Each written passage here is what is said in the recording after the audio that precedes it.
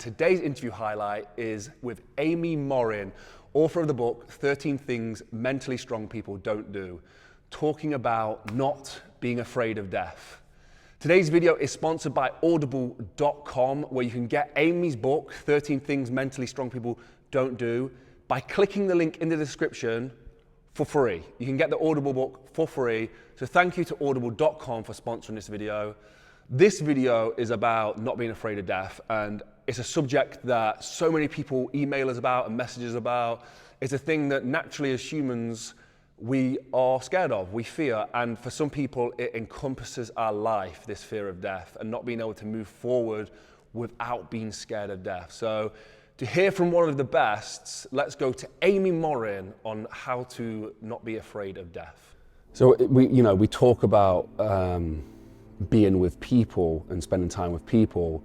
I'm interested to hear your thoughts on spending time by yourself and like removing social media and the phone from the situation, really sitting with yourself. I know for me, it really created a lot of awareness when I got that time to myself. Is there an importance to, be by yourself and sit with yourself? It is. So we're social creatures, so it's important to be around our friends and family and to be out there. But on the other hand, sometimes we're so bombarded with our social media and our phones are going off all the time, and we're never actually alone with our own thoughts. And just to give yourself a break sometimes, and 15 minutes of solitude can go a long way toward helping your mental health. Maybe you write in a journal, maybe you do just go for a walk, or you just sit and think. But when we talk about this in therapy, a lot of people are like, I have to be productive, or you don't know how busy I am, I don't have time for this. But really, it's so important to really just check in with yourself. How are you feeling? How are you doing? How are your goals? What do you want to do tomorrow? And taking just a few minutes for yourself is really important. So you've spoken about, it's a quote that I've seen and you've said it before, is courage over confidence. And a lot of people think they're the same, but there's a difference between the two. Right. Sometimes people will say, I need to get out there and do something. I need more confidence so I can go to college, or I need more confidence so I can have more friends. But I don't have any magic wands that would give anybody confidence. Sometimes you just have to act brave to feel brave. So how do you be courageous? Well, maybe it's signing up for a class, knowing that maybe you're going to fail, and that's okay. Or you put yourself out there, invite somebody for coffee, knowing that they might say no, but that you can handle it anyway. So often I hear people when they talk about mental strength thinking it's about assuming you're always going to win and that things are always going to go well. Or if you sign up for that class and you think there's a chance you won't fail, then you're going to. Or that if you think that there's a chance you're going to fail at something, then you're letting that possibility into your life. The truth is we can all fail at something, but knowing I can tolerate failure, it's not the end of the world, that's okay, and I can keep going anyway, I think that's true mental strength. Failure is something that we all avoid, and my old basketball coach used to say that the lesson is in the failure. So at the point of where you fail and pushing yourself to the point of where you fail is where the lesson would be. And he always used to say that, and I think we avoid failure so much we don't get close to that learning. Is it something that we should be seeking? Is it something that we should be avoiding? Just more on what you think about failure. Yeah, I think there's both ends of the spectrum. Sometimes I hear people say, like, I'm going to fail my way up the ladder, and they're really like almost seeking failure, or they're trying to get so far ahead before they're even there. They haven't gone through the steps, but it's almost like then they think that that's a badge of honor. But on the other hand, how many of us haven't sometimes bragged because we haven't failed at something for a while? Well, it's probably not anything to brag about either. It's really about knowing that, if you're putting yourself out there, it means you will fail. And that's okay. It just means you're pushing yourself to the limits and that you're trying things you haven't tried before, and they're all learning opportunities. So on the flip side of failure, what is the effect of winning and the feedback loop from winning and the positive effects of receiving that positive feedback? Of course, when we accomplish something, we feel good, but sometimes we get kind of addicted to the accomplishment idea too, or we're only in it for the medal or for winning at the end. And because of that, we just become so focused on that we miss the journey along the way. I could easily be one of those people who thinks it's all about the end goal and to forget to enjoy the journey along the way.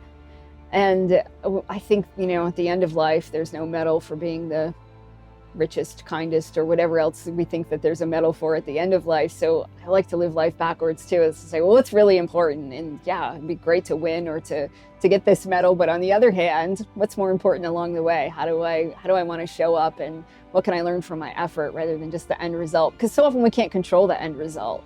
I'll have people that come into my therapy office and they're like, I have to get this promotion. Well, you don't know who they're going to hire. Maybe you do a great job in the interview, but they hire somebody else anyway. Let's just focus on making sure you do the best you can in the interview that you have. That's a better thing to focus on than thinking that you have to definitely get the promotion.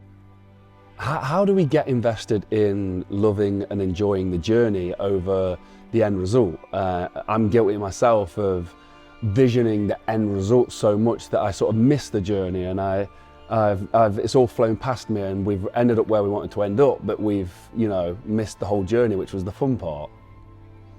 It's something I work on regularly too, because I just try to, I guess, remind myself to stop and look around sometimes and say, what am I learning today? How can I get a little bit better tomorrow? But what did I enjoy and appreciate about today? And what's this process look like? And to know that rather than just visualizing myself crossing the finish line or getting that gold medal at the end, it's about visualizing myself putting in the hard work along the way.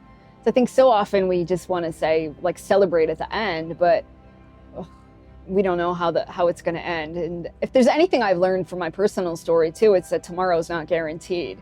So I hate to put off joy until I finally get to the end, because who knows what's going to happen tomorrow. So I try to take that and just remind myself, appreciate today, live the best life you can today, knowing that you're on this journey and there's no guarantee of what the finish line is or what's going to happen at the end. I absolutely love that, the idea that tomorrow isn't promised. For me, that's a lesson that I've learned, and I just stand by it. I absolutely love that saying, but I know so many people struggle to embrace that because they fear death so much and they fear not living so much that they can't embrace the idea that time is precious. They would rather pretend that they're invincible and avoid the idea of death. How does somebody embrace that?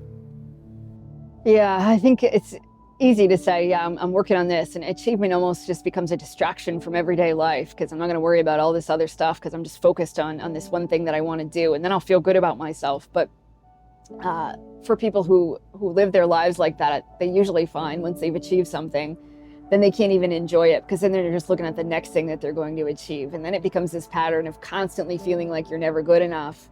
And when you do have those brief moments where you achieve something, you just realize there's still somebody else ahead of you, or there's still a long way to go before you get to the next milestone. And part of that is experience, that once you've done that enough times, you figure out, gee, that this isn't what this life's about. And also just living our lives backwards. When you stop and think, if I live to be 100 years old and I look back over my life, what would make me proud? What would make me say I had a life that was worth living? And am I doing that now?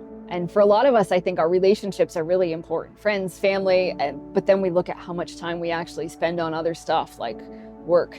And you think, well, what gets in the way? What is it that is really driving me? Or what kind of a life do I want to have? And how do I start to create it right now? Because again, what we create now is it's how we're going to live our lives tomorrow. Who are we going to spend our time with? How are we going to spend our money? What do we want to be doing with the time that we have left? How do you trust that? How do you embrace that? Like, is it trusting that gut feeling again of like, this is what makes me feel happy, and that's what I'm going to do today, and this is what I'm going to do tomorrow? I really think life should be about lots of experiments and figuring that out. Like, how do I want to live my life? A lot of us get caught up in the daily grind of a job. You come home, you have enough time to eat dinner, watch a few minutes of TV, and you go to bed, and same thing happens day in and day out. And then we spend all this time like planning a vacation, or you plan a wedding, but we don't really plan our lives. Like, how do you want to live? What kind of life do you want to have? And to be open to new experiences. And sometimes just doing something completely different makes you realize, well, I was in all of these habits. I lived this certain life when I was doing this thing, but now maybe that's not the kind of life I want to live. I'll use my life as an example. I was a therapist that worked the traditional 40-hour work week for a long, long time and lived in rural Maine. Well, now I live on a sailboat in the Florida Keys, and I get to do lots of cool things. And I had to move away from a lot of the friends and family that I had, but it opened up new doors to me too, because now when I visit with friends and family, I get to spend, say, 10 days with them. I never did that. Even when we lived close, we never spent 10 days together at the same time. So now I get to see them in a different way. But I wouldn't have known that if I hadn't have just taken the leap, because for years I would have thought, I don't want to move away because I want to see my friends and family. But I'd see them for a few hours here, a few hours there, but never for this huge chunk of time that I get now. So in some ways it's made us closer. So I think just experimenting, different lifestyles, different strategies. What kind of a life do you want to live? Do you exercise in the morning or at night? It could be as simple sometimes as just changing up some of our habits to see what helps us do our best. And there you go, that is Amy Morin, author of the book, 13 Things Mentally Strong People Don't Do, a book I fully recommend you go out and purchase. Luckily today, our sponsor of the video is audible.com, where they are giving you a free copy. If you click the link down below to audible.com, you can get a free copy of the book. So thank you to audible.com for sponsoring the video. Thank you to Mulliganbrothers. For anyone who goes over to Mulliganbrothers and buys the Inspire Change t-shirts, the journals, it helps support this and make that possible. All that money goes back into producing more content like this. So thank you so much. Go follow Amy on Instagram as well if you liked some of this video today, and just drop a comment down below, start a conversation in the comment section about sort of which bits helped you out the most. Is this something that you struggle with, the idea of death? I mean, a lot of us do. And come say hello to me on Instagram, @JordanMulliganBrother, and start a conversation with me as well. Thank you so much for watching. Thank you for being a part of the Inspire Change movement. Go inspire some change yourself, whether it's through your actions or sharing this video, and have a blessed and productive day. I'll see you in the next one. Peace.